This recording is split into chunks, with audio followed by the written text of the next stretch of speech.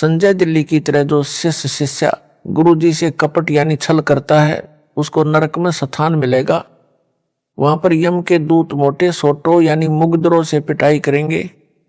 परमेश्वर कबीर जी ने स्पष्ट किया है कि जो जानबूझकर यानी ज्ञान होते हुए भी सत्य को त्याग कर झूठे कपटी व्यक्ति का साथ देते हैं, हे परमेश्वर, ऐसे दुष्ट व्यक्ति का दर्शन स्वप्न में भी न होने देना वह इतना पापी है। संत गरीबदास जी ने कहा है कि पापी प्रभात ना बैठे, मुख देखें पाप लगे जाका। 9-10 मास गर्भ त्रास देई, धिकार जन्म तिसकी माँ का। अर्थात पापी आत्मा का दर्शन सुबह सुबह नहीं होना चाहिए। उसका मुख देखने मात्र से पाप लगता है। उस पापी ने अपनी माता को 9-10 महीने तक उसके गर्भ में रहकर कष्ट दिया। उसकी माता जी का जन्म भी व्यर्थ गया, जिसके गर्भ से उपरोक्त पाप आत्माओं का जन्म हुआ।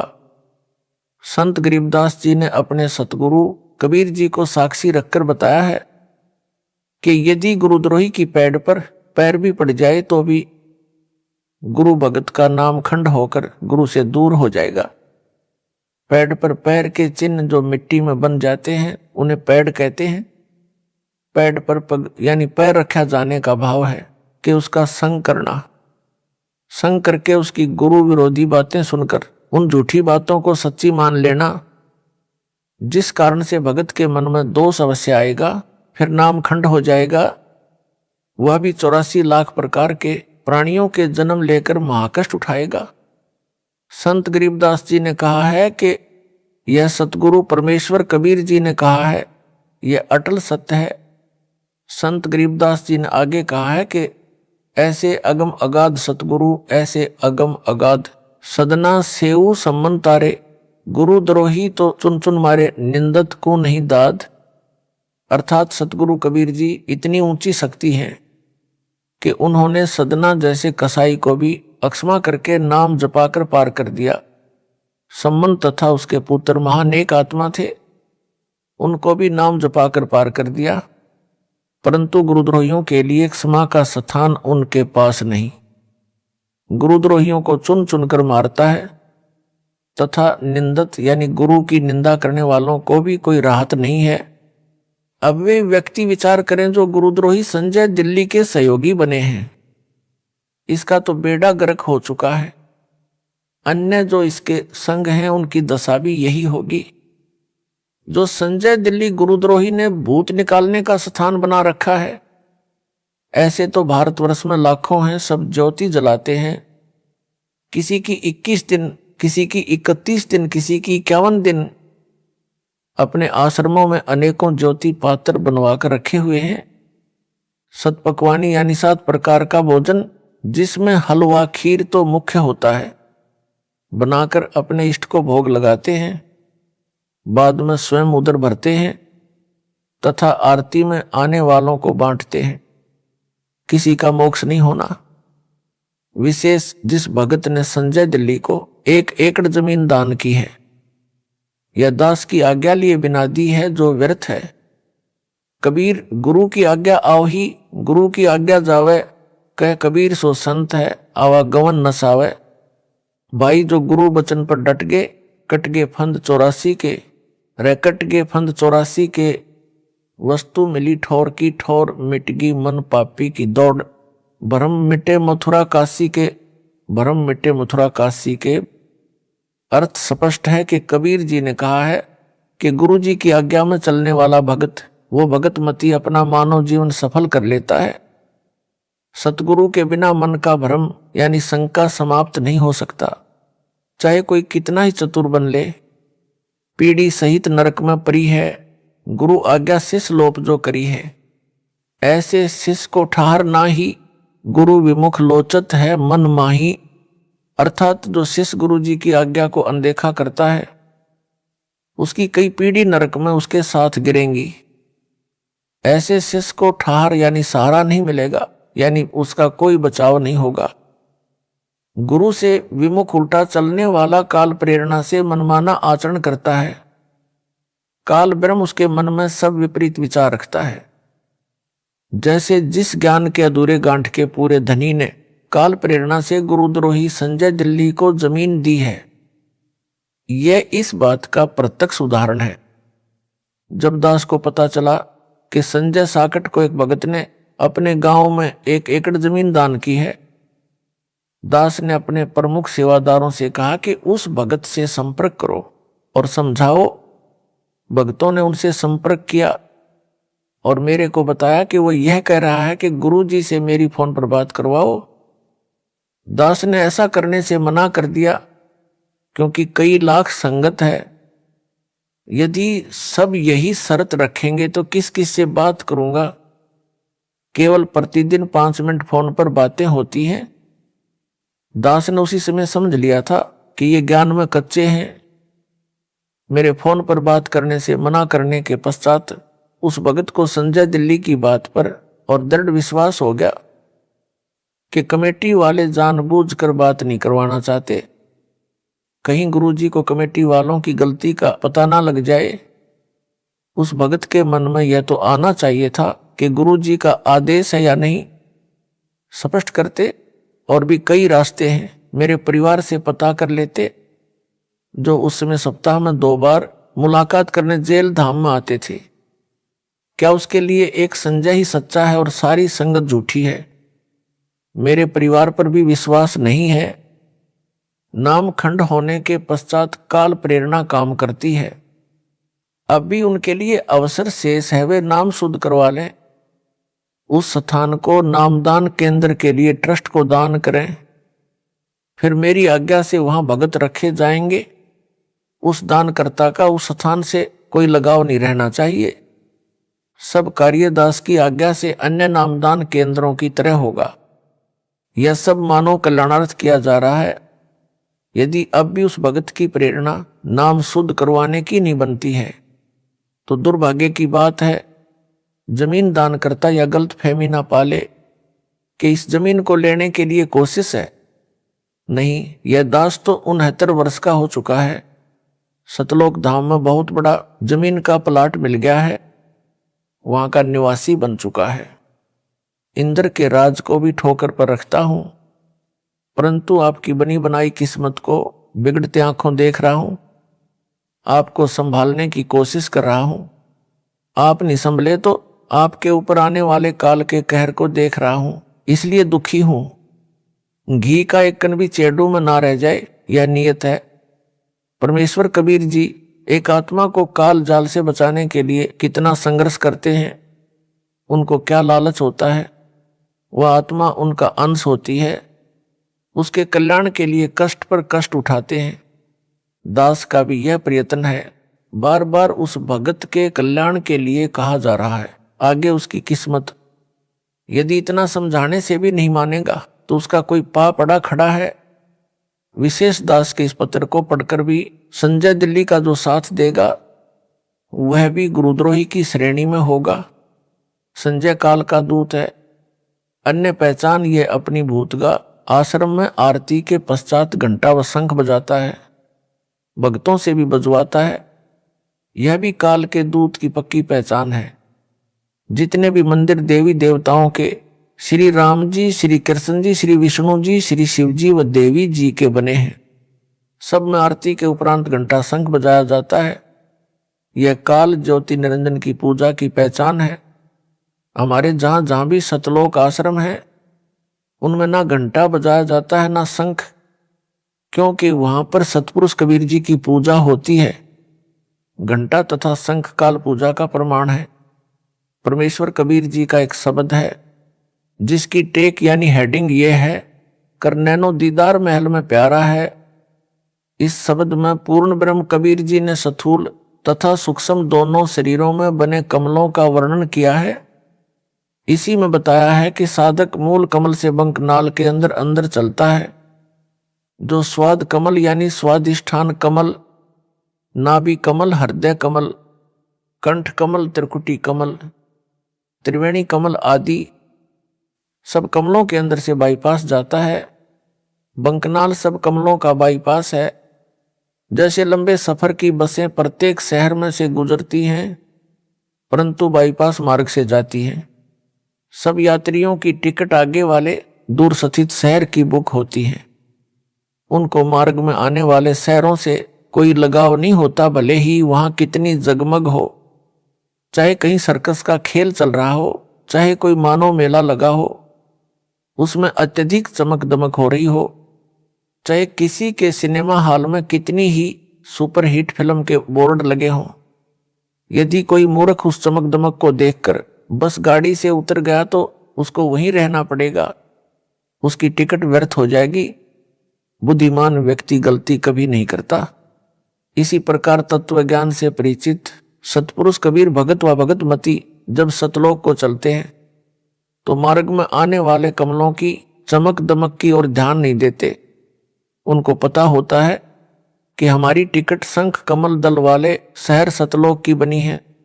हमने इनकी चमक दमक व सुरीली धुनों यानी ध्वनियों से कोई लेना देना नहीं है। त्रिवेणी के पश्चात सहस्रार यानी 1000 पंखुड़ी का कमल है, जो ज्योति निरंजन काल का महास्वर्ग यानी ब्रह्मलोक है। उस कमल की 1000 पंखुड़ियों में चमक है, जो कि ज्योति जैसी लगती है, जैसे 1000 ज्योति जला रखी हैं जो अखंड जलती हैं।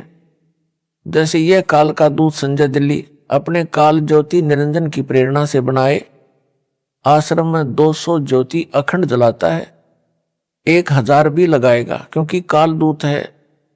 यह भी काल का दूत होने की पहचान है।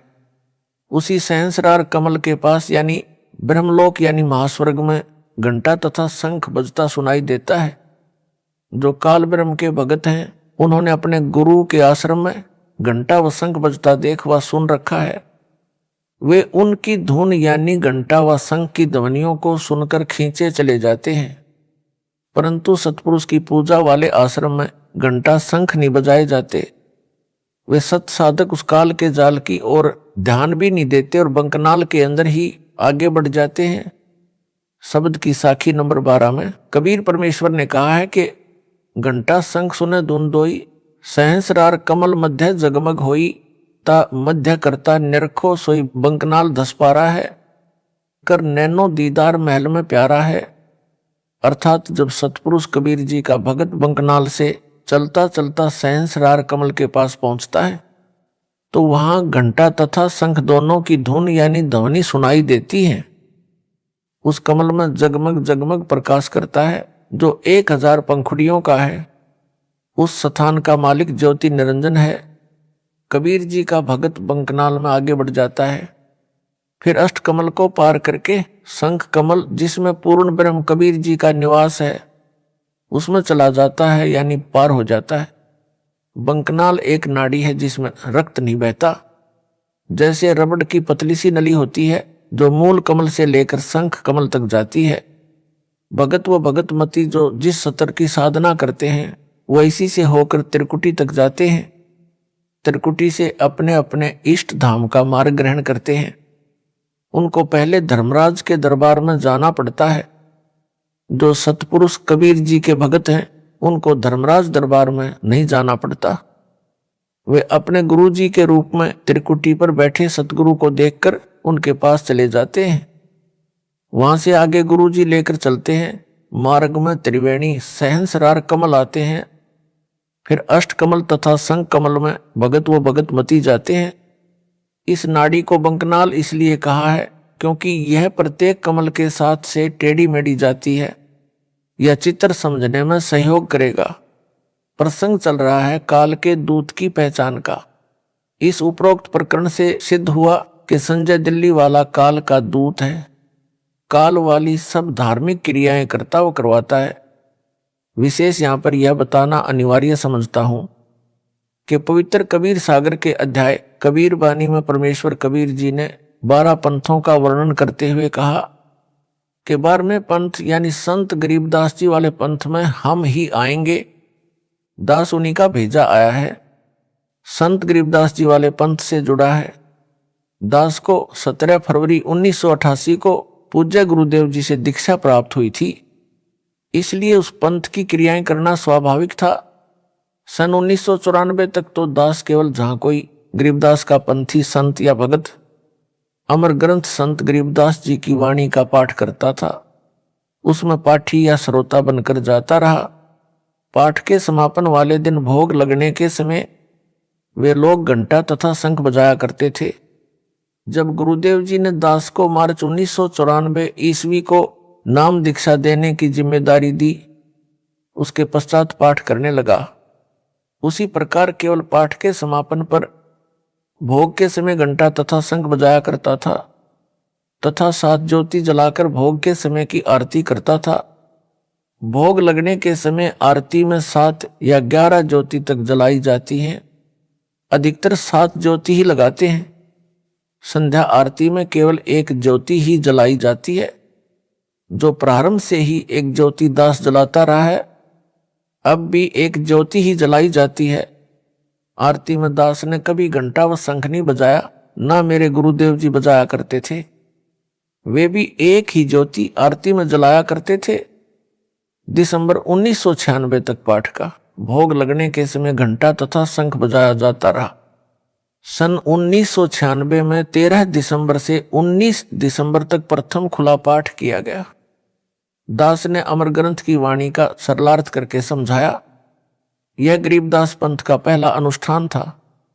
उस समागम में पूज्य गुरुदेव जी अचानक आए थे। जैसा कि पूर्व में बताया है, मेरे गुरुदेव जी की आयु अधिक हो चुकी थी। वे पाठ भी नहीं करते थे। पंजाब आश्रम में भगत जन वर्ष में एक बार उनका जन्मदिन मनाया करते थे। उस पर 3 दिन का पाठ वे स्वयं यानी भगत जन ही किया करते थे। वे भी घंटा तथा शंख भोग के समापन पर उसी तरह बजाते थे। परंतु जब गुरुदेव जी सन 1996 में दिसंबर वाले समागम में जींद हरियाणा में आए थे, पाठ के भोग के समय 19 दिसंबर को हमने घंटा व शंख बजाया। उस समय कुछ नहीं बोले। बाद में कहा कि आगे से घंटा व शंख नहीं बजाना, तेरा मार्ग भिन्न है, यह काल की पूजा का प्रतीक है। जब सतलोक को जाओगे तो मार्ग में सहंसरार कमल यानी काल निरंजन के लोक में घंटा तथा शंख अखंड बजता रहता है। यदि यहाँ पर भी यह क्रिया करते रहे तो जाते समय काल की ओर खींचे चले जाओगे। इसलिए यह घंटा तथा शंख नहीं बजाना है। मेरे आश्रम में जो भोग पर घंटा व शंख बजता है, यह मेरा आदेश नहीं है। वे भगत तत्व ज्ञान को समझने में रुचि नहीं रखते, इसलिए उनको मना नहीं किया। वे पार होने वाले नहीं है। तेरे से दीक्षा लेना भी मान बढ़ाई के कारण उचित नहीं समझते। ये फिर कभी मानव जन्म प्राप्त करेंगे तब परमात्मा कृपा कर सकते हैं। दास ने उसके पश्चात पूज्य गुरुदेव की आज्ञा का पालन करना शुरू कर दिया। संजय साकट सब क्रिया मेरे रामपाल दास से विपरीत मनमाना आचरण कर रहा है। इससे भी संगत समझ ले कि यह पूर्ण रूप से काल का दूत है। गुरुद्रोही की यह स्पष्ट पहचान है। तिलक लगाना तिलक केवल गुरुजी को तथा गुरुजी परमेश्वर जी, दादा गुरुजी, संत गरीबदास जी के चित्रों यानी फोटो को लगाया जाना चाहिए। किसी भगत या भगतमती को तिलक नहीं लगाना चाहिए, न उन्होंने लगवाना चाहिए। तिलक लगाना पूजा में आता है। भगत अपनी पूजा करवाएगा तो उसको दोष लगेगा, नाम खंड हो जाएगा। संजय साकट दिल्ली वाला दावा करता है कि मैं जो ज्योति आश्रम में अखंड जलाता हूं, दान लेता हूं, उससे 56 प्रकार का भोग लगाता हूं। हलवा व खीर का भोग भी प्रतिदिन तैयार करता हूं। उसे आरती में आने वालों को बांटता हूं। जो मेरे पास दुखी भगत आते हैं, उनका यहां ज्योति के आगे माथा टिकाता हूं। अपने सिर पर चंवर करवाता हूं। अपने चरणों पर फूल चढ़वाता हूं। आशीर्वाद देता हूं।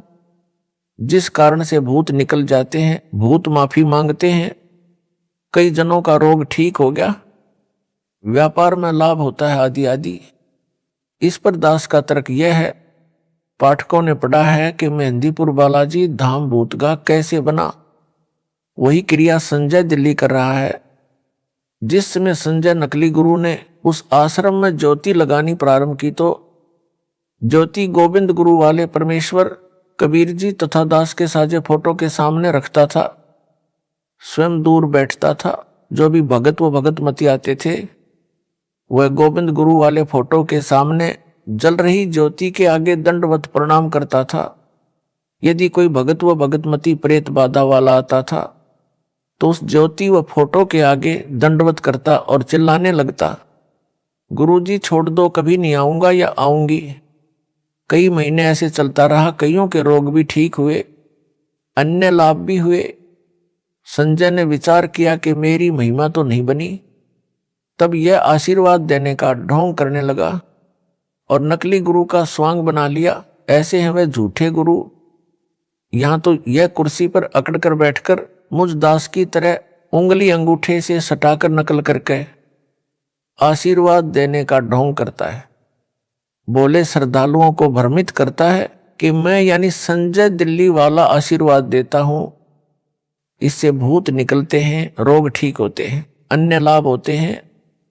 परंतु जो मेहंदीपुर में बालाजी का आश्रम है उसमें तो केवल ज्योति जगती है। हनुमान जी की मूर्ति है, मूर्ति जड़ है, वह आशीर्वाद नहीं दे सकती। फिर भी वहां जाने वाले बताते हैं कि हमारे भूत निकल गए। कोई कहता है कि मुझे कैंसर थी, बालाजी मेहंदीपुर में ज्योति चढ़ाने, स्वामणी का प्रसाद चढ़ाने मात्र से रोग ठीक हो गया। कोई कहता है कि मेरा व्यापार ठप था, मेहंदीपुर बालाजी में मत्था टेक कर धोख खाने से, प्रसाद चढ़ाने से व्यापार में लाभ शुरू हो गया। यह दास राजस्थान प्रांत में चुरू जिले के गांव सालासर में बने छोटे से हनुमान मंदिर में जाया करता था। उस मंदिर के बनने की भी यही कथा है। जैसे मेहंदीपुर में मंदिर बना है, यहां सालासर में एक हनुमान भगत था, उसने उसी प्रकार इसकी स्थापना की थी। वहां जाने वाले भी कहते हैं कि भूत तो नाक रगड़ते ही हैं। व्यापार में बरकत, घर में बरकत, रोग ठीक होते हैं, निसंतानों को संतान मिलती है। यहां तक बताने वाले मिलते थे कि मेरे को कैंसर थी, यहां तीसरी बार आया तो स्वस्थ हो गया। उस मंदिर में भी एक मूर्ति रखी है, ज्योति जलाई जाती है, कोई आशीर्वाद देने वाला भी नहीं है। सब वही लाभ हो रहे हैं जो संजय दिल्ली वाला गुरुद्रोही बताता है। दास यह बताना चाहता है कि कैंसर से भयंकर दीर्घ रोग जन्म मरण का है। यह जन्म मरण का रोग वर्तमान में मुझ दास के बिना ठीक नहीं हो सकता।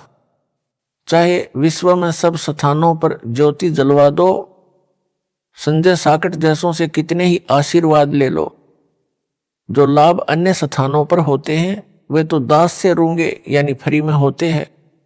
मुख्य लाभ तो पूर्ण मोक्ष मिलता है। दास की आज्ञा से कमेटी ने देश भर में लगभग 500 नामदान केंद्र भिन्न भिन्न शहरों में बना रखे हैं। प्रत्येक में एक एक अखंड ज्योति जलती है।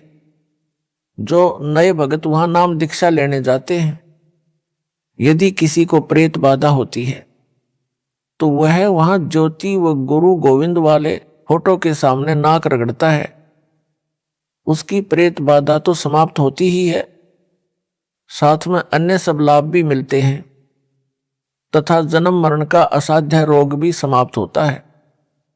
जिन भक्तों ने संजय दिल्ली को जमीन दी है उनको पाप लगा है। उन्हें चाहिए था दास से आज्ञा लेकर नामदान केंद्र बनाते, उसमें दास अपने विश्वास का भगत रखता तो वहां के भक्तों का कल्याण होता।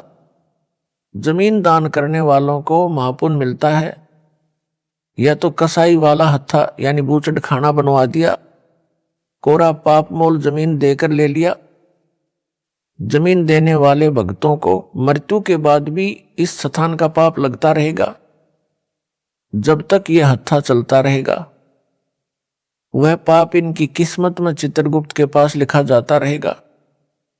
यदि ये भगत दास की आज्ञा से केवल नाम दान के लिए जमीन देते तो इनको मृत्यु के उपरांत भी पुण्य लाभ मिलता रहता। जब तक यह कल्याण केंद्र चलता, यह संसार समझदा नहीं, कहंदा शाम दोपहरे नू, गरीबदास ये वक्त जात है, रोवोगे इस पहरे नू। कुछ नए भगत ऐसे भ्रमित हुए। संजय साकट दिल्ली एक ही बात पर जोर दे रहा है कि कमेटी वाले दान के पैसे को धर्म ज्योति जलाना, हलवा खीर बनाना में नहीं लगाते, अपनी जेब में रख लेते हैं। जब इसको ये 1 एकड़ जमीन मिली तो इसने प्रपंच शुरू किया। भक्तों से 11 ज्योति के 4500 रुपये दान लेकर यह सिद्ध करने लगा कि कमेटी वालों को माध्यम बनाकर मेरे को मूर्ख बेईमान सिद्ध करता है।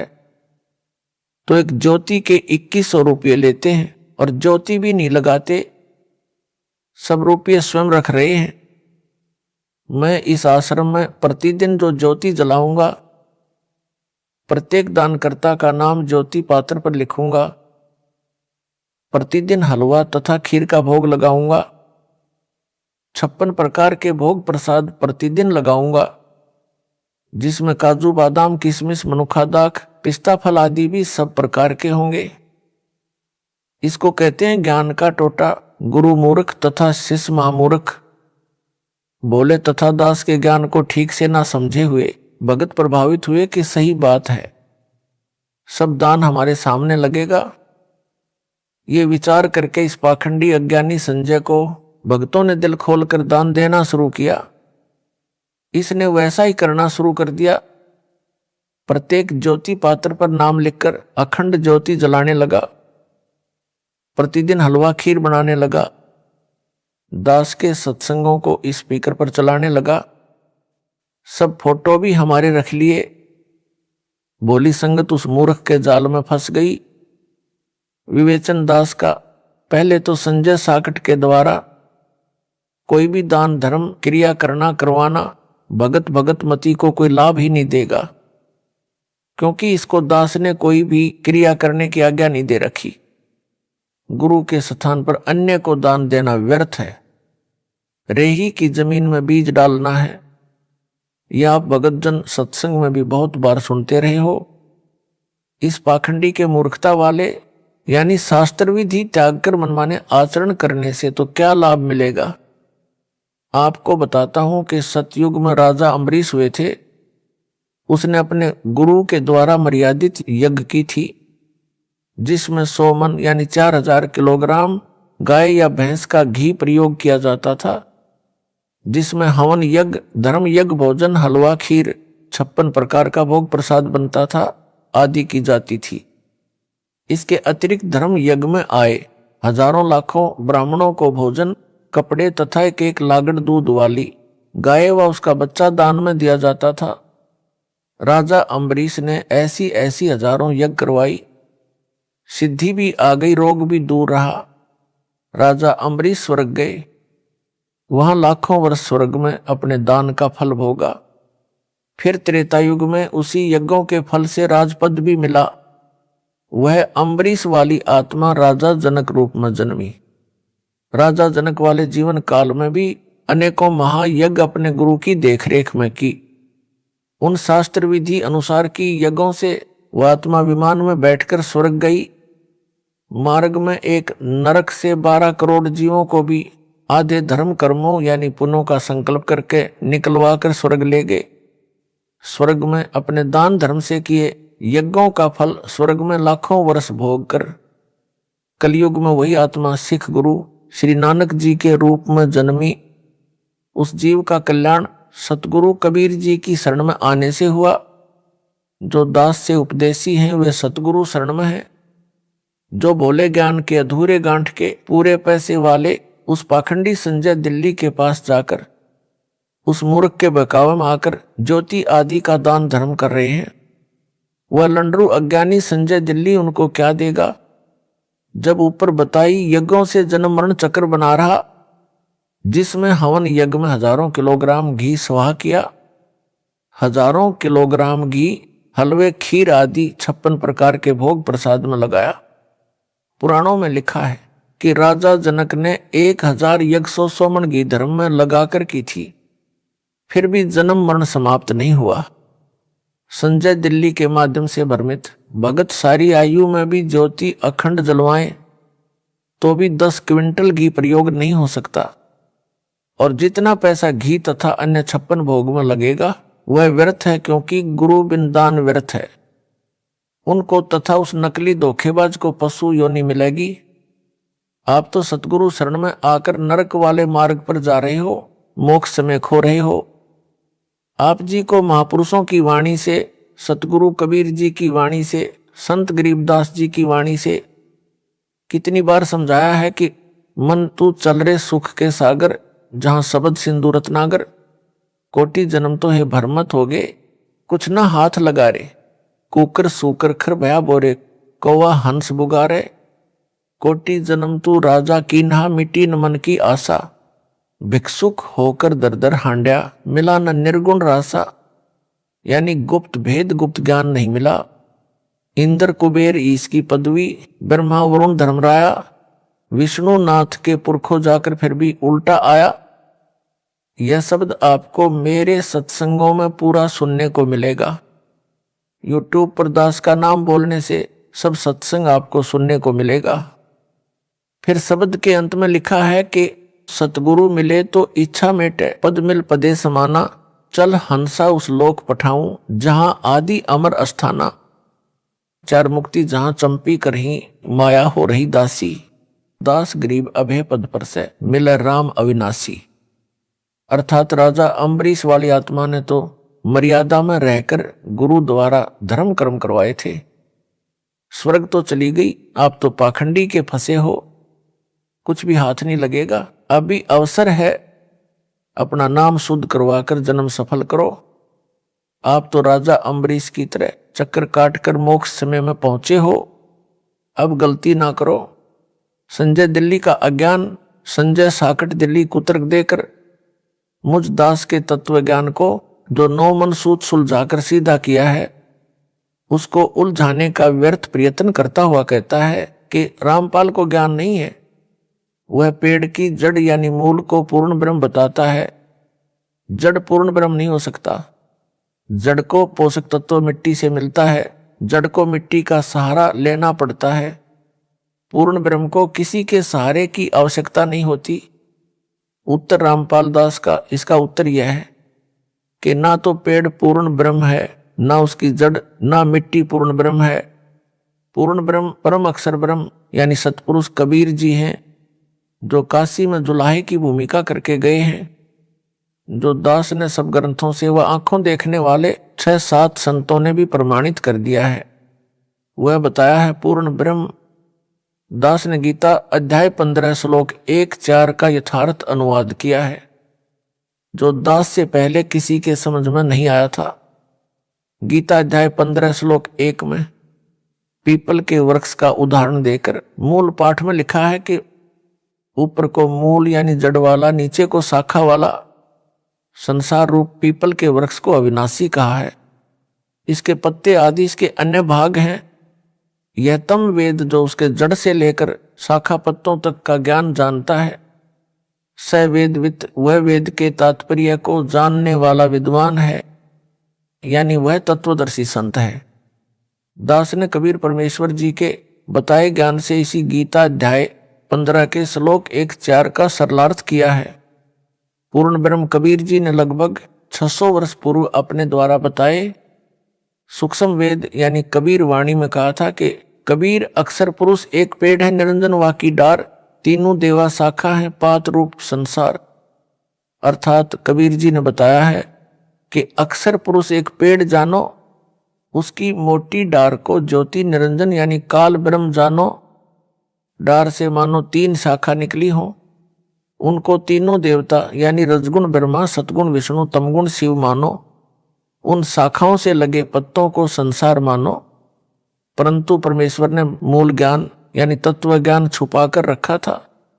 यह नहीं बताया था कि उस वृक्ष की मूल यानी रूट में कबीर पूर्ण ब्रह्म हूं। जो इस दास को कबीर परमेश्वर जी ने मूल ज्ञान बताया, दास ने इसे सबके रूबरू किया है। दास उस अज्ञानी आत्मा संजय दिल्ली वाले से पूछना चाहता हूं कि क्या कबीर जी को भी ज्ञान नहीं था? जिन्होंने पेड़ को अक्षर पुरुष बताया है, मोटी डार को ज्योति निरंजन तथा शाखाओं को ब्रह्मा विष्णु तथा शिव कहा है, पत्तों को संसार बताया है। दास ने गुप्त ज्ञान बताया है जो संजय गुरुद्रोही की अकल में अब तक नहीं आया है, जो इस प्रकार है। ऊपर को जड़ वाले इस संसार रूपी पीपल के वृक्ष की जड़ यानी रूट को पूर्ण ब्रह्म मानो। अक्षर पुरुष को तना, डार काल निरंजन यानी सर पुरुष जानो। तीनों देवताओं यानी रजगुण ब्रह्मा, सतगुण विष्णु तथा तमगुण शिव को शाखा मानो। शाखाओं पर लगे पत्तों को संसार जानो। उदाहरण के तौर पर बताया है कि जैसे पेड़ का पालक मूल यानी रूट होता है, इसी प्रकार पूर्ण ब्रह्म सर्व सृष्टि का धारण पोषण करने वाला है। जैसे पेड़ को आहार जड़ यानी मूल से मिलता है, यानी तना को मूल से आहार मिला, तना से डार को तथा डार से शाखाओं को तथा शाखाओं से पत्तों को आहार मिलता है, उसी प्रकार पूर्ण ब्रह्म सबका धारण पोषण करने वाला वास्तव में अविनाशी परमात्मा है। सतपुरुष कबीर जी की शक्ति को मिट्टी जानो। परमात्मा कबीर जी ने शक्ति से सब ब्रह्मांड रचे हैं।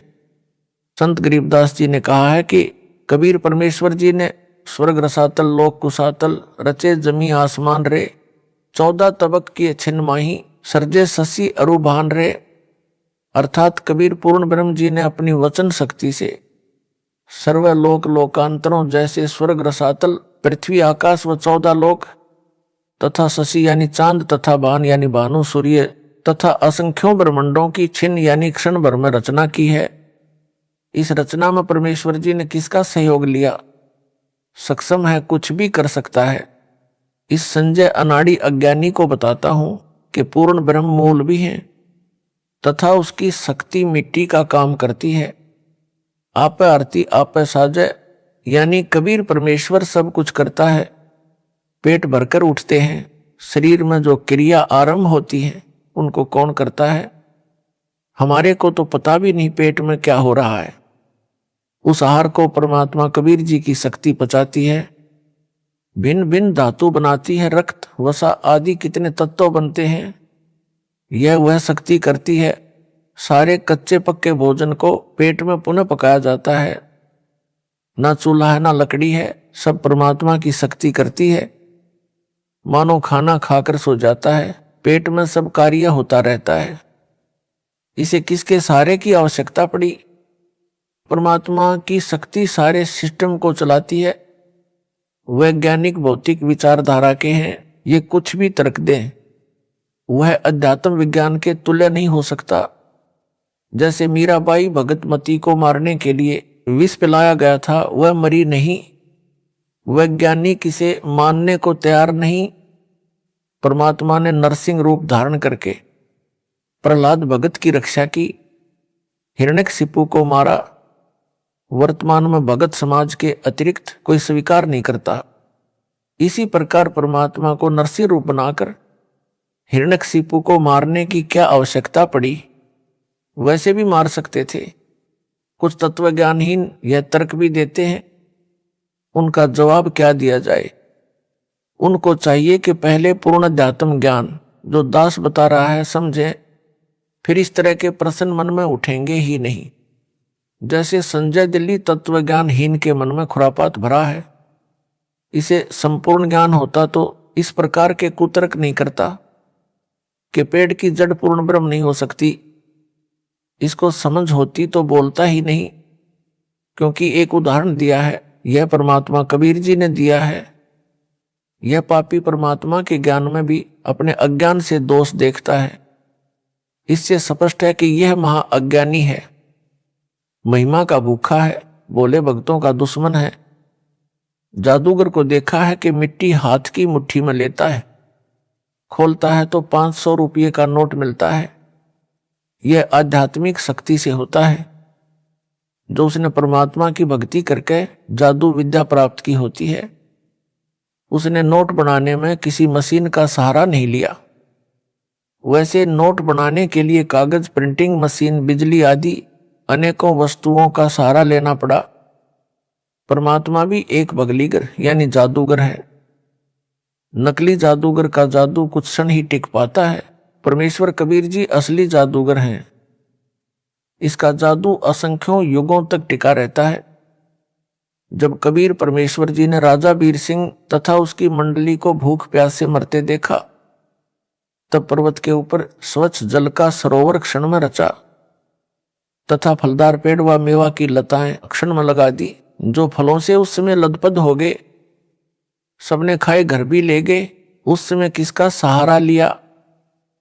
जो भगत परमात्मा की क्रिया में दोष देखता है वह मूर्ख व्यक्ति है। एक ने कहा कि परमात्मा सुई के नाके में से हाथी कैसे निकाल सकता है, झूठ है। दूसरा भगत कहता है कि परमात्मा सारी पृथ्वी को सुई के नाके में से निकाल दे, हाथी की तो बात ही क्या है।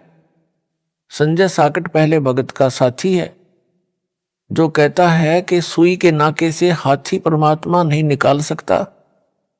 गीता अध्याय 15 के श्लोक 16 से भी सिद्ध किया है कि अक्षर पुरुष तथा सर पुरुष दोनों नाशवान हैं। इन दोनों के लोक तथा उन लोकों में रहने वाले सब व्यक्ति तथा अन्य पशु पक्षी आदि आदि भी नाशवान हैं। केवल आत्मा सबकी अविनाशी है। यह गीता अध्याय 15 श्लोक 16 का सरलार्थ है। गीता अध्याय 15 श्लोक 17 का सरलार्थ इस प्रकार है। उत्तम पुरुष पुरुषोत्तम यानी सर्वश्रेष्ठ प्रभु तो उपरोक्त दोनों पुरुषों यानी प्रभुओं से अन्य ही है, जिसे परमात्मा कहा जाता है, जो तीनों लोकों में प्रवेश करके सबका धारण पोषण करता है। वह वास्तव में अविनाशी परमेश्वर है। तत्व ज्ञान यानी मूल ज्ञान यानी गुप्त ज्ञान में उसका नाम लिखा है। वह नाम कबीर साहब यानी कबीर देव है, जो सतयुग में सत सुकृत नाम से प्रकट हुआ था, त्रेता युग में ऋषि मुनिंदर के नाम से प्रकट हुआ था, द्वापर युग में करुणा में संत के नाम से प्रकट हुआ था, तथा कलयुग में कबीर नाम से प्रकट हुआ था। कबीर सतयुग में सत सुकृत कैटेरा, त्रेता नाम मुनिंदर मेरा, द्वापर में करुणा में कहाया, कलयुग नाम कबीर धराया। संजय दिल्ली कहता है कि कबीर साहब अलग हैं, कबीर देव अलग है। यह है इसका मूल ज्ञान। गुप्त ज्ञान है जो गलत है, इसको तत्व ज्ञान ही नहीं है। इसीलिए वो आबाई बकता है। जो पाती पंच का अर्थ 5 ज्योति कर सकता है, उसे कबीर साहब व कबीर देव को भिन्न भिन्न करते क्या शर्म लगेगी। यह बेशर्म ढीठ अज्ञानी है जो अर्थों के अनर्थ करके भोले भक्तों को भ्रमित करके अपना स्वार्थ सिद्ध कर रहा है। आप भी नरक जाएगा। वे भ्रमित भगत जो इस मूर्ख को तत्वदर्शी संत मानकर इसकी जय बुलाते हैं, इसके ऊपर चंवर करते हैं, वे भी इसके साथ नरक में जाएंगे। यह गुप्त भेद दास ने खोला है। यह तत्व ज्ञान है। इससे भिन्न जो तत्व ज्ञान कहकर जनता को भ्रमित करेगा, वह परमात्मा का दोषी व झूठा व्यक्ति है। उसका बताया तत्व ज्ञान नहीं अज्ञान है। संजय दिल्ली अपने आश्रम में दिन रात वाणी चलाता है। यह सब पाखंड भोले भक्तों को लुभाने मूर्ख बनाने के लिए करता है। कहता है कि यदि मैं काल का दूत होता तो क्या गुरुजी के सत्संग की वाणी दिन रात चलाता। इसका उत्तर पहले बता दिया है कि यह काल का दूत है। वाणी मेरे सत्संग की इसलिए चलाता है कि मेरी आवाज सुनकर भक्त खींचे चले आए और उनको अपने अज्ञान से कुतर्क देकर भ्रमित करके अपने काल वाले ग्रुप में मिला लूं। यह अमर वाणी का अपमान है। यदि कोई मोबाइल में आरती या अन्य प्रतिदिन सुबह दोपहर करने वाले पाठ को चलाकर स्वयं अन्य कार्य करे, मोबाइल चल रहे स्थान से बाहर भीतर आता जाता रहे और वाणी पर ध्यान नहीं रखे और कहे कि आरती कर ली तो व्यर्थ है, वाणी बोली जा रही है उस पर ध्यान रखने से लाभ होता है। जैसे दास के आदेश से भारतवर्ष में लगभग 500 नाम दान केंद्र खोल रखे हैं। सब में एक एक अखंड ज्योति जलती रहती है। सब में भगत सुबह दोपहर तथा शाम को स्पीकर या मोबाइल में या मौखिक तीनों समय के पाठ करते हैं। कुछ समय सत्संग भी चलाते हैं। साधना चैनल पर जो शाम को 7:30 से 8:30 बजे तक सत्संग चलता है उसे सुनते हैं। यह वाणी का लाभ उन्हें मिलता है। प्रत्येक अनुयायी अपने अपने घरों में पूजा स्थल पर सुबह शाम ज्योति जलाता है जो घंटों जलती है। तीनों समय के पाठ करते हैं। समय मिलता है तो मोबाइल में सत्संग चलाकर ध्यान से सुनते हैं। यह वाणी सुनने का लाभ भी उनको मिलता है। वाणी का लाभ पशु पक्षियों कीट कीड़ों मकोड़ों को भी मिलता है, चाहे वे समझ भी नहीं सकते। परंतु दिन रात चलाने से लाभ के स्थान पर हानि होती है। जैसे छोटे बच्चे को माता पिता दूध पिलाते हैं जिससे बच्चे के शरीर का विकास होता है, यदि उसको बार बार जबरदस्ती दूध पिलाएंगे तो वह रोगी हो जाएगा। इसलिए समय समय पर दूध पिलाना लाभदायक होता है। जैसे रोगी को डॉक्टर दवाई खाने को देता है, उनको खाने का समय भी बताता है, सुबह शाम आदि। यदि रोगी को मिनट मिनट में दवाई खिलाई व पिलाई जाए तो उसकी मृत्यु हो जाएगी। इसी प्रकार वाणी को समय पर चलाए सुने तो ही अच्छा है, लगातार चलाना ढोंग व व्यर्थ है। मेरे भक्तों के घरों, दुकानों व यात्रा के समय, गाड़ियों में हल जोतने वालों तथा ट्रैक्टर से जमीन संवारने वालों की जेबों में मोबाइल में वाणी चलती है। वे ध्यान से सुनते भी हैं और कार्य भी करते हैं, परंतु लगातार नहीं। कुछ समय सुनकर मोबाइल को बंद कर देते हैं। कोई भी कथा या बातें हैं, वे कुछ समय सुने तो उसका असर ठीक होता है। या डोंगी कहे कि हम वाणी सुनते भी हैं, कार्य भी करते रहते हैं। दास यह कहेगा कि आप रात्रि में सो जाते हो, तब कैसे सुनते हो? हठयोग करता है। इस डोंगी ने आश्रम में एक अलग कक्ष बना रखा है। उसमें भक्तों को विशेष योग आसन की मुद्रा में बैठाकर सुमिरन करने को कहता है और स्वयं भी उसी प्रकार उसमें बैठकर सुमिरन करता है। वाणी फिर भी चलती रहती है। सुमिरन खाक करता करवाता है। ना सुमिरन का लाभ, क्योंकि इसका नाम खंड है। जिनको यह मूर्ख बनाकर अपने जाल में फंसाए हुए है, उन भक्तों को भी सुमिरन का कोई लाभ नहीं मिलेगा, क्योंकि उन्होंने गुरु तज कर आन को यानी अन्य को भजा है। यानी गुरु जी के बताए सहज सुमिरन को छोड़कर हठयोग को अपनाया है तथा ज्योति के लिए रुपये दिए हैं या वैसे दान में रुपये दिए हैं, वह भी संजय दिल्ली के आदेश से। इस कारण उनका नाम खंड है। अब सुमिरन करके दान देकर भी जीवन नष्ट होगा, क्योंकि भक्ति मार्ग में बहुत सावधानी रखनी पड़ती है ताकि नाम खंड ना हो जाए। काल ज्योति निरंजन का पहला काम है हमारे अनुयायी का नाम खंड करवाना, फिर वह काल का हो जाता है। परमेश्वर से कोई लाभ उसे नहीं मिलता। परमेश्वर कबीर जी ने गरीबदास जी महाराज जी को बताया है कि अनंत कोटि बाजी जहां रचे सकल ब्रह्मांड, गरीबदास मैं क्या करूं काल करे जीव खंड। अर्थात हे गरीबदास मैं इतना सक्षम हूं कि मैंने अनंत करोड़ रचना की है तथा सब ब्रह्मांडों को मैंने रचा है, परंतु काल जीव का नाम खंड करवाकर मेरे से दूर कर देता है, जिस कारण से मैं उस आत्मा का कल्याण नहीं कर सकता। उनको चाहिए कि अपनी गलती की क्षमा याचना करें तथा दास की आज्ञा लेकर किसी निकट के नामदान केंद्र पर जाकर पुण्य उपदेश लेकर नाम शुद्ध करवाएं, अपना जीवन धन्य बनाएं और फिर इस पाखंडी के पास बोलकर भी ना जाएं। यह काल का पक्का दूत है। जो सुमिरन करने की विधि दास ने बताई है उसी प्रकार सुमिरन करें, जो भक्ति का विधान है। सब ग्रंथों व संतों की वाणी में प्रमाण है।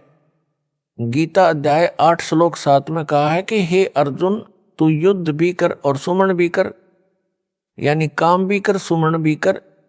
यजुर्वेद अध्याय 40 मंत्र 15 में कहा है कि ओम नाम का सुमरण कार्य करते करते सुमरण कर, विशेष कसक यानी तड़फ के साथ सुमरण कर, मानव जन्म का मूल कर्तव्य जानकर सुमरण कर। कबीर परमेश्वर कपड़ा भी बुनते थे तथा सुमरण करने का अभिनय भी करते थे। वे बताना चाहते थे कि भगत को काम करते करते भी सुमरण करना चाहिए। जो कार्यालयों में काम करते हैं तथा जो विद्यार्थी हैं, वे जब भी समय मिले सुमरण करें। संत गरीबदास जी ने कहा है कि नाम उठत नाम बैठत नाम सोवत जागरे, नाम खाते नाम पीते नाम सेती लागरे। अर्थात नाम का जाप कार्य करते करते भी करते रहो और समय मिले तो बैठकर भी सुमरण करो। सोने के लिए लेटो तो सुमरण करो, जब तक नींद ना आए सुमरण करो। जागो तो भी कुछ श्वास सुमरण में अवश्य लगाओ। परंतु एक स्थान पर विशेष योग आसन लगाकर सुमरण ना करो, वह हठ योग है। परमेश्वर कबीर जी ने स्वामी रामानंद जी को समझाया, जो योग आसन की मुद्रा में बैठकर हठ योग से ध्यान लगाता था तथा नाम सुमरण किया करता था, उसको कबीर जी ने समझाया कि ज्यों के त्यों ही बैठे रहो, तज आसन सब योग, अर्थात विशेष योग आसन की बजाय जैसे सामान्य तरीके से बैठते हैं वैसे बैठकर सुमिरन करो। यह विधि सब ग्रंथों व संतों की वाणी के अनुसार श्रेष्ठ है।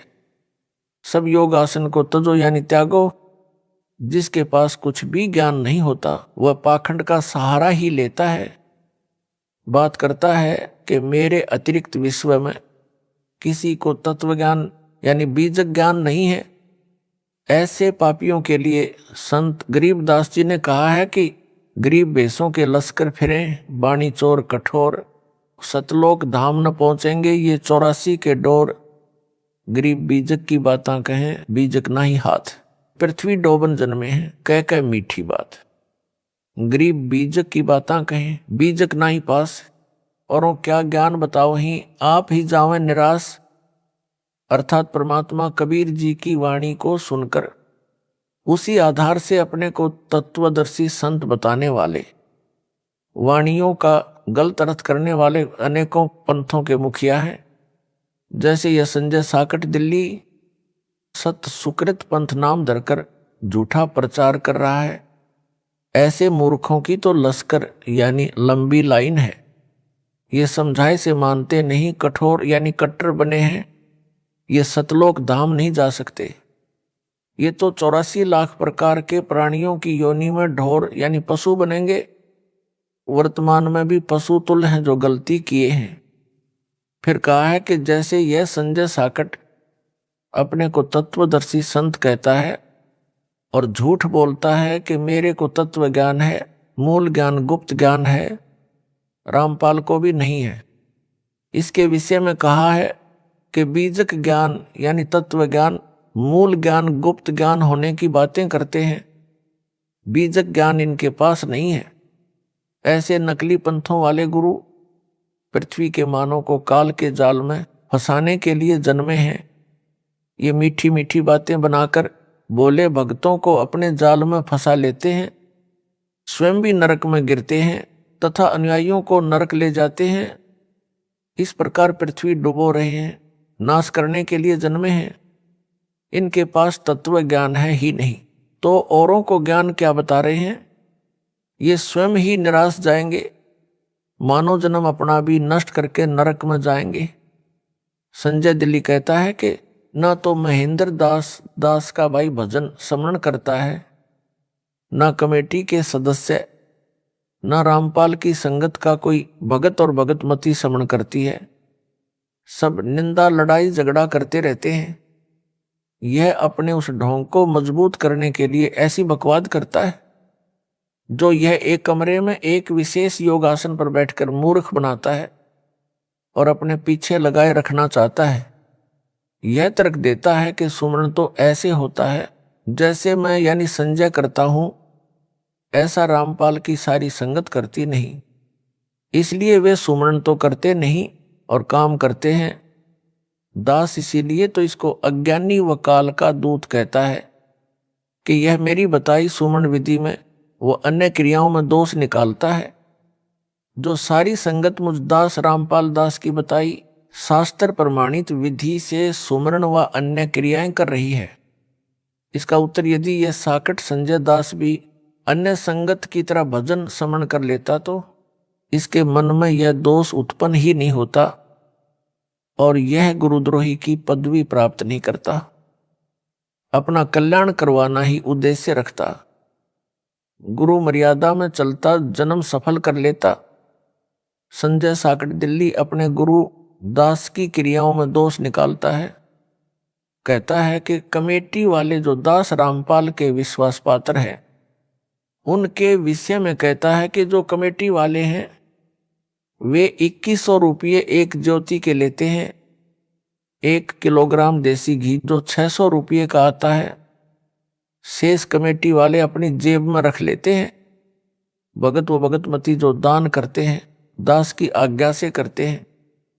ये देखना मेरा काम है कि वह दान में आया पैसा कहाँ जा रहा है। आपने मेरे को दान किया है, यदि वह गलत प्रयोग होगा तो पाप मुझे लगेगा, आपको इसका पूरा लाभ मिलेगा। यह साकट संजय कौन होता है? मेरे अनुयायियों के किए दान की देखरेख करने वाला।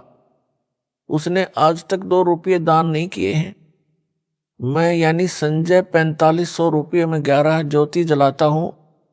इसका उत्तर यह है, इसके द्वारा जलाई ज्योति व लगाए भोग से कोई लाभ दानकर्ता को नहीं होना। बाढ़ में धन जलाने वाली बात है। एक ज्योति में दास 1.25 किलोग्राम देसी घी का हवन करवाता है।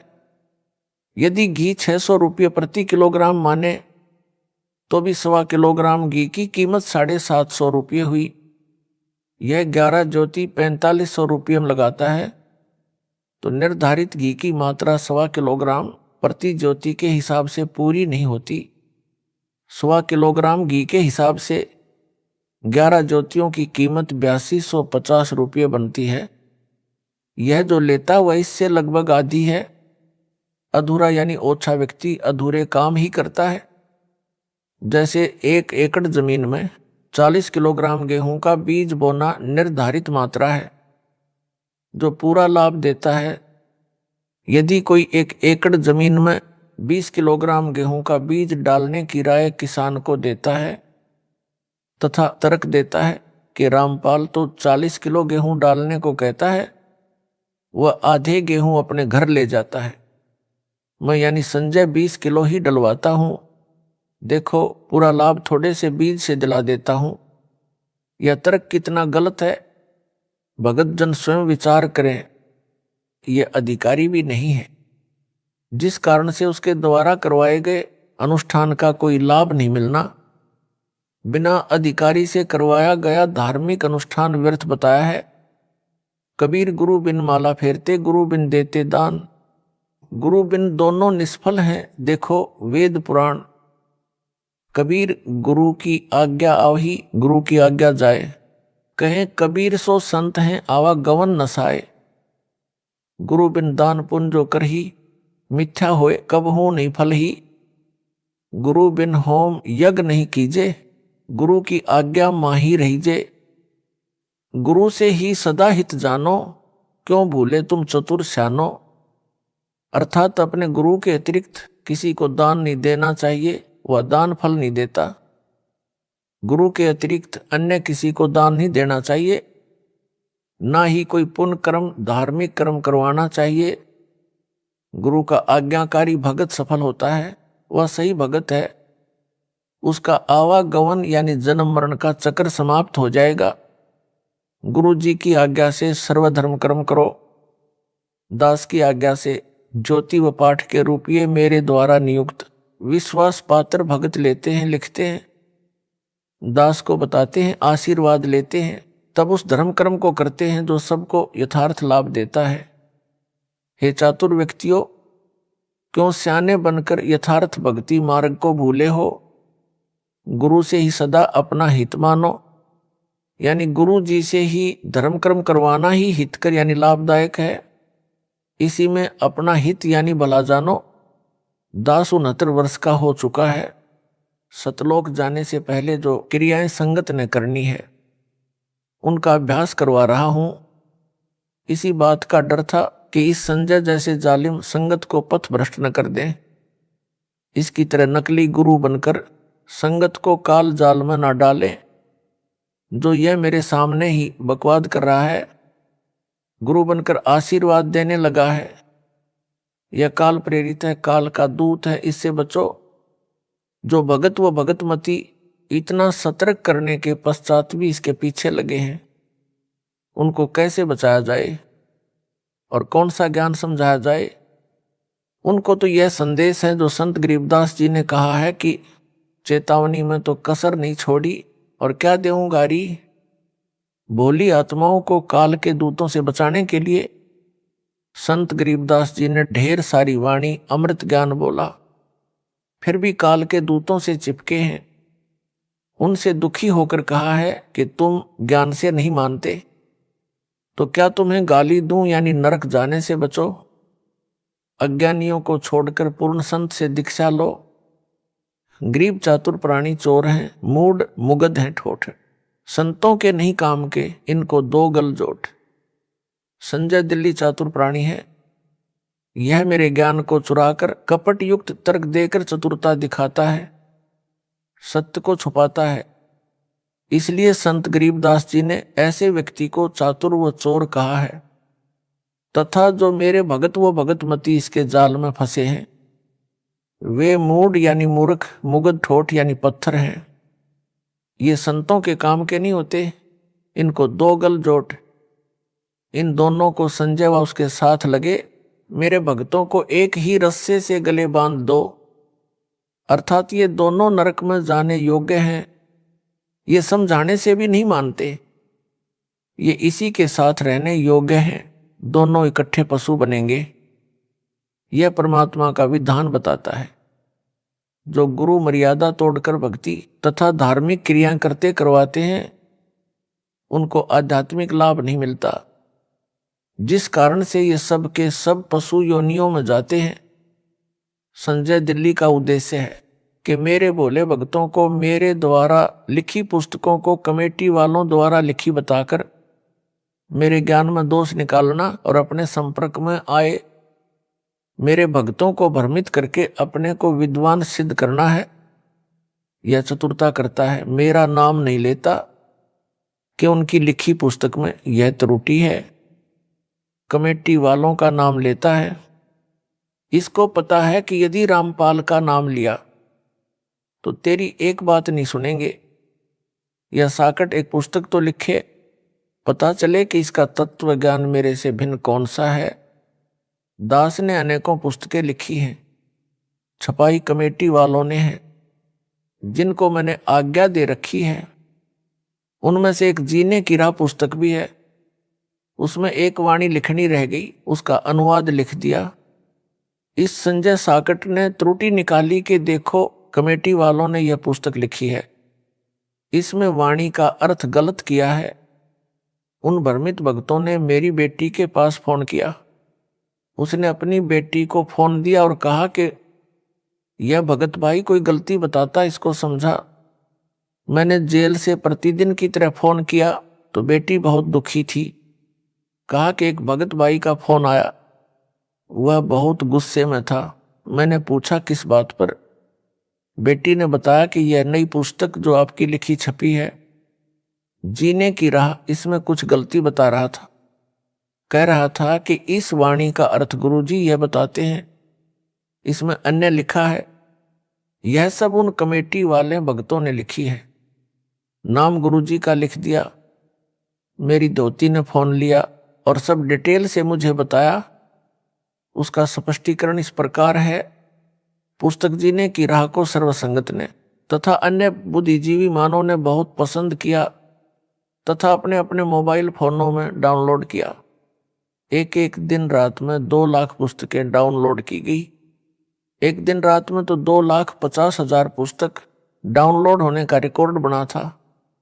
मैंने अपनी बेटी व धोती को समझाया कि बेटी, यह भगत अपना विवेक खो चुका है। यह संजय दिल्ली पागल कुत्ते ने काट रखा है, यह भी पागल हो चुका है। यह अब यही भाषा बोलेगा, अन्य को काटने को दौड़ेगा। उस पुस्तक में सरलार्थ तो निम्न दोनों वाणियों का लिखा है, परंतु गलती से वाणी नंबर 1 लिखनी छूटी है।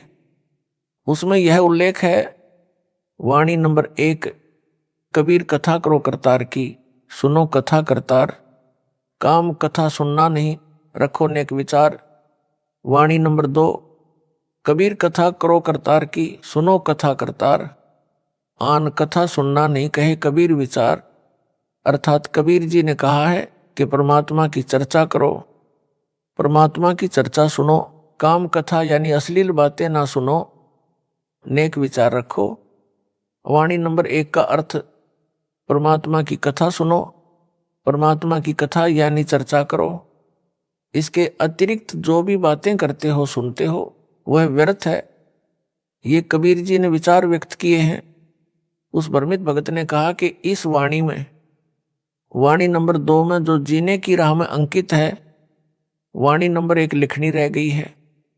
वाणी नंबर 2 में यह कहाँ लिखा है कि अश्लील बातें ना सुनो, तुमने अनर्थ कर दिया है। अपनी मर्जी से पुस्तकों में लिखा है, यह उलाहना दिया उस पागल कुत्ते के काटे पागल भगत ने। उसकी बात बड़ी करें तो यदि एक लाइन यह भी पुस्तक में लिख दी कि अश्लील बातें ना करो ना सुनो, तो कौन सी गलती कर दी, क्या गलत लिख दिया। यदि वाणी में नहीं है तो भी पुस्तक के विषय के अनुकूल तो है, परंतु जिसको काले चश्मे लगे हों तो उसको धूप में भी बादल छाया दिखाई देती है। संजय साकट मनमाना आचरण करता है। गीता अध्याय 16 श्लोक 23 व 24 में कहा है कि गुरु जी द्वारा शास्त्र विधि अनुसार धार्मिक क्रियाएं करना लाभ देता है। गुरु जी के विपरीत क्रिया जो शास्त्र विधि त्याग कर की जाती है वह मनमाना आचरण कहा जाता है, जिससे ना तो कोई सुख मिलता है ना कोई कार्य सिद्ध होता है। यानी अपने इष्ट धाम में जाने के लिए सिद्धि प्राप्त करनी होती है, जो सत्य साधना से स्वतः मिल जाती है। उस सिद्धि का दुरुपयोग नहीं करना होता, सुरक्षित रखनी होती है। वह सिद्धि भी मनमाना आचरण करने से प्राप्त नहीं होती। न उस साधक की गति यानी मोक्ष होता है, अर्थात सब साधना व्यर्थ होती है। फिर उसे करो या ना करो, यहां पर संजय साकट भ्रमित करने के लिए यह कहकर भ्रम पैदा कर सकता है कि देखो इतने भक्तों को लाभ हुआ है, उनका इंटरव्यू भी इंटरनेट पर चला रहा है। उसका खंडन यह है कि मेहंदीपुर बालाजी धाम व सालासर धाम जाने वाले भी ये सब लाभ बताते हैं, परंतु उनको कभी भी महाकष्ट हो सकता है तथा उनका मोक्ष नहीं हो सकता। मुख्य उद्देश्य मानव जीवन में भक्ति का यही है कि जन्म मरण के चक्कर से मुक्ति मिले। इसलिए शास्त्रों में वर्णित विधि अनुसार साधना कर। संजय के मनमाने आचरण की जानकारी दास संध्या आरती करते समय केवल एक ज्योति जलाता है, संजय साकट 5 ज्योति जलाता है। दास केवल पाठ के समय 3 दिन हलवा प्रसाद का भोग बनवाता है। पाठ संपूर्ण होने वाले दिन संगत के लिए भोजन प्रसाद के लिए खीर का प्रसाद बनवाता है, जो विधि विधान है। संजय साकट प्रतिदिन हलवा, खीर, 56 प्रकार का मेवा आदि का प्रसाद बनाता है, जो बकवास है। विशेष संत गरीबदास जी को परमेश्वर कबीर जी मिले थे, उनके द्वारा बताई आध्यात्मिक क्रिया संत गरीबदास जी ने बताई तथा स्वयं उनका पालन किया। दास ने अपने गुरु जी को देखा है कि संत गरीबदास जी ने जो बताया वही क्रिया मेरे गुरुदेव किया करते थे। यह दास उसी शास्त्र विधि अनुसार आचरण का निर्वाह 25 वर्ष से कर तथा करवा रहा है। यदि प्रतिदिन हलवा, खीर व 56 प्रकार के प्रसाद से परमात्मा प्रसन्न होते तो संत गरीबदास जी भी यही करते। संत गरीबदास जी के पास 2500 बीघा यानी लगभग 1475 एकड़ जमीन थी। वे तो सदा ही हलवा, खीर आदि 56 प्रकार के भोग आसानी से लगा सकते थे, परंतु शास्त्र विधि में ऐसा करना नहीं कहा है।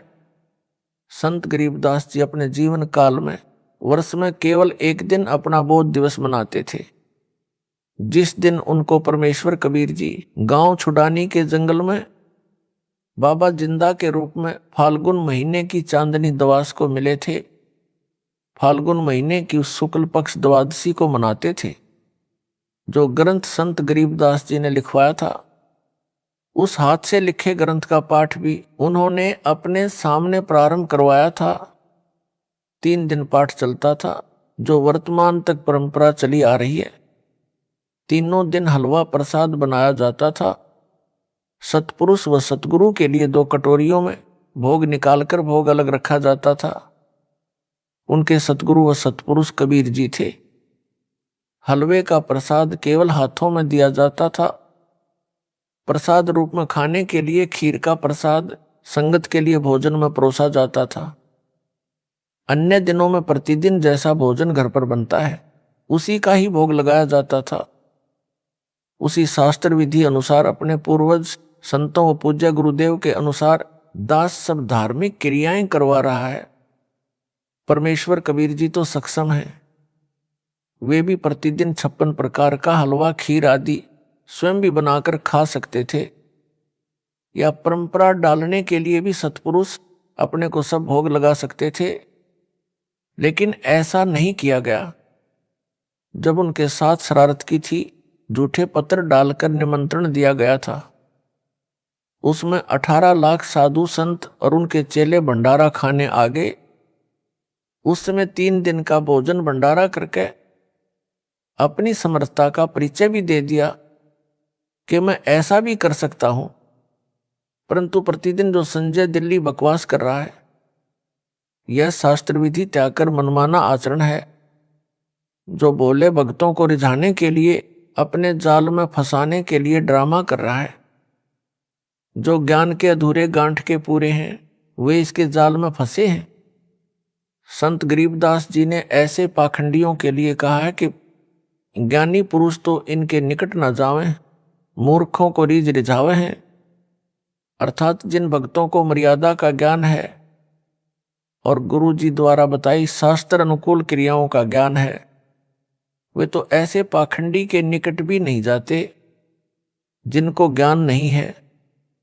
उन भोले भक्तों को प्रसन्न करके अपने को तत्वदर्शी सबसे अलग ज्ञान वाला सिद्ध करता है। ऐसा व्यक्ति काल का पक्का दूत होता है। वह संजय साकट दिल्ली है, इससे बचो। अन्य मनमाना आचरण संजय साकट ने प्रथम मंत्र के कारण में अक्षरों में फेर बदल करके उनकी वास्तविकता का नाश कर दिया। उस प्रकार उच्चारण करने से, परमात्मा की मर्यादा भंग होने से इन मंत्रों की शक्ति समाप्त हो गई है। परमात्मा कबीर जी ने, जो संत गरीबदास जी के सतगुरु हैं, अपने शिष्य गरीबदास जी को प्रथम मंत्र का जैसे उच्चारण करके सुनाया, उसी तरह गरीबदास जी ने उनका जाप किया और लाभ प्राप्त किया। उसी तरह अपनी अमृतवाणी में लिखवा दिया, जो अमर ग्रंथ में अंकित है। यह संजय काल प्रेरणा से सब गलती कर रहा है, क्योंकि काल ब्रह्म इसका साथ दे रहा है। कबीर जी के दुश्मन का रोल संजय कर रहा है। रामपाल दास यानी पत्र लेखक संध्या आरती में कोई घंटा शंख आदि नहीं बजवाता, जो सतपुरुष की पूजा है। संजय साकट घंटा तथा शंख बजवाता है, यानी सब धार्मिक क्रियाएं मेरे से विपरीत करके अपने को तत्वदर्शी सिद्ध कर रहा है, जो केवल दिखावा है तथा काल ज्योति निरंजन की पूजा है। संजय साकट की अन्य जलालत, अन्य बकवास जो संजय व पवन ने की, पुस्तक ज्ञान गंगा दास के आदेश से दास के सत्संग प्रवचनों से छपवाई है। जब दास लीला करने बड़ी जेल, संसार भी एक जेल है, काल के 21 ब्रह्मांड भी जेल हैं। उससे छोटी जेल हिसार में आया। वकील मेरे से मिलने आए, उनमें परमात्मा कबीर जी के भगत भी हैं। उन्होंने बताया कि ज्ञान गंगा पुस्तक में कुछ फोटोकॉपी मराठी भाषा की लगी है, जिनमें आपके विषय में लिखी भविष्यवाणी है। उन भविष्यवाणियों में एक का हिंदी अनुवाद लिखना रह गया। वे नास्त्रेदमस के द्वारा की गई भविष्यवाणियां हैं। वह वकील ज्ञान गंगा पुस्तक को साथ लाया था, क्योंकि उस पुस्तक का एक मुकदमे से संबंध था, मेरे से डिस्कस करनी थी। उसने वह मराठी भाषा वाली फोटोकॉपी दिखाई और बोला कि मैंने कंप्यूटर में इसका ट्रांसलेशन देखा। इसका अर्थ है कि उस संत यानी सायरन पर देशद्रोह का मुकदमा भी लगेगा, परंतु झूठा सिद्ध होगा। यदि आपकी आज्ञा हो तो ज्ञान गंगा में इसे भी लिख दिया जाए। मैंने कहा कि ठीक है, लिखवा दो, इससे अनुयायियों का विश्वास और दृढ़ होगा।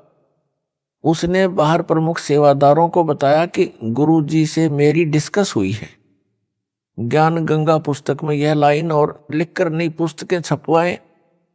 सेवादारों ने दास से संपर्क किया और पूछा कि क्या आप जी की आज्ञा है। जो ज्ञान गंगा में यह लिखने को वकील जी ने बताया है। दास ने बताया कि मेरे से वकील जी की बात हुई है, यह 2 लाइन और लिखवा दो, हानि भी क्या है। कमेटी वालों ने दास की आज्ञा का पालन किया। नई ज्ञान गंगा पुस्तक छपवाकर वितरित कर दी। वह पुस्तक गुरुद्रोही संजय और पवन को इनके समर्थकों ने दे दी। संजय व पवन ने कहा कि कमेटी वालों ने कितनी बड़ी गलती की है। पहले छपी ज्ञान गंगा में इस पृष्ठ पर यह नहीं लिखा है कि देशद्रोह का मुकदमा भी लगेगा। इस नई में छपा दिया है। दोनों पुस्तकों के दोनों पृष्ठों की फोटो कापियां लगाकर संगत को भड़काने लगे। देखो, कमेटी वालों ने अपनी मर्जी से यह छपा दिया जो गलत है। इस मराठी भाषा का यह अर्थ नहीं बनता। हाय तौबा मचा दी। दास ने इसीलिए तो संजय को तथा पवन को गुरुद्रोही घोषित किया है। ये दोनों मेरे शत्रु का काम कर रहे हैं। संजय बकवाद करता है, पवन इसकी बातों पर विश्वास करके कर्म खराब कर रहा है। विचार करें, यदि 2 लाइन मान लो कमेटी वालों ने गुरुजी की सच्चाई बताने के लिए लिख भी दी हो, तो संजय साकट को क्यों कष्ट हुआ, क्यों पवन दुखी हुआ? संजय पवन दोनों काल के दूत हैं। इन दोनों की बुद्धि पर काल ब्रह्म का साया है। इनसे दास की उभरती छवि देखी नहीं जा रही। आग लग जाती है इनके हृदय में। पवित्र कबीर सागर में एक अनुराग सागर अध्याय है। उसमें लिखा है कि कबीर जी ने अपने शिष्य धर्मदास जी को बताया है कि हे धर्मदास, काल ब्रह्म यानी ज्योति निरंजन से मेरा विवाद हुआ।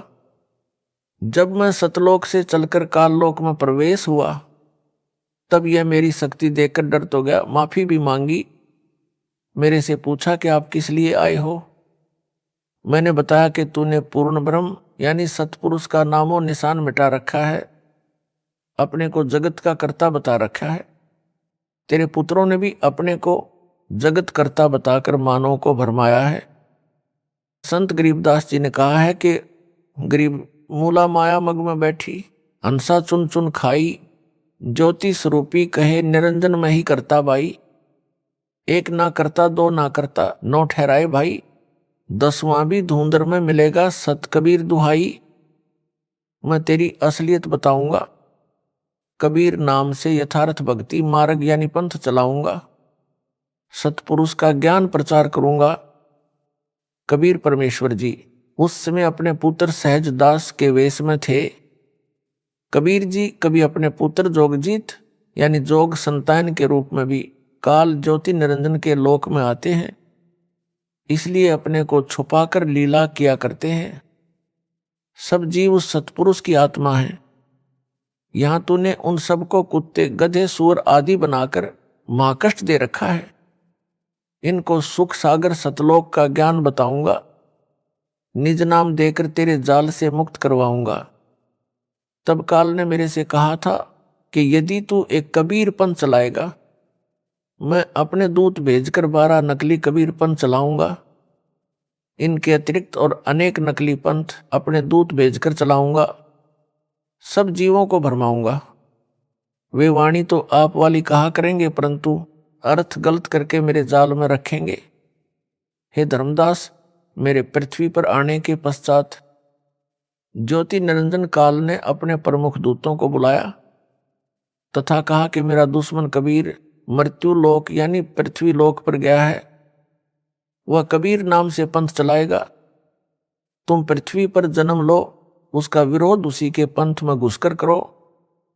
हे परमेश्वर कबीर जी के बच्चों यानी भगत तथा भगतमती, वर्तमान में काल का भेजा प्रमुख दूत संजय दिल्ली है, इसका सहयोगी पवन जयपुर है तथा मेरी संगत के वे भगत व भगतमती भी काल प्रेरित हैं, जो इस झूठे कपटी तत्व ज्ञानहीन प्राणी कालदूत संजय के साथ लगे हैं, जो इतना समझाने के पश्चात भी नाम शुद्ध नहीं करवाएंगे, माफी नहीं मांगेंगे। वे भी काल के दूत ही हैं, जो वापस आकर माफी मांगकर नाम शुद्ध करवा लेंगे। वे परमेश्वर कबीर जी के हंस व हंसनी हैं यानी भक्तात्माएं हैं। यदि उन भक्तों व भगतमतियों को काल के दूत वाली झूठी बातों पर विश्वास है कि दान का पैसा सही उपयोग नहीं हो रहा है, तो वे नाम शुद्ध करवाकर भक्ति करें, दान ना करें। जो भी दान करना है उस पैसे को अलग रखते रहो। ज्योति स्वयं जलाओ चाहे अखंड जलाओ। जब दास बड़ी जेल में आए तब सारा पैसा दान कर देना, परंतु कुपात्र को दान देकर तो कुछ लाभ नहीं मिलना। इस पत्र में भी यही समझाया है। उनको विचार करना चाहिए कि उनके लाखों भाई बहन कमेटी वाले सेवादारों को वो नामदान केंद्रों पर मेरे आदेश से दान दे रहे हैं, मेरे परिवार वाले भी वहीं पर दान दे रहे हैं। क्या उन्होंने सब जांच पड़ताल नहीं की होगी कि दान का पैसा ठीक खर्च हो रहा है या गलत? उनको विश्वास है कि पैसा सही प्रयोग हो रहा है। आपको भी विश्वास करना चाहिए। सत साहिब।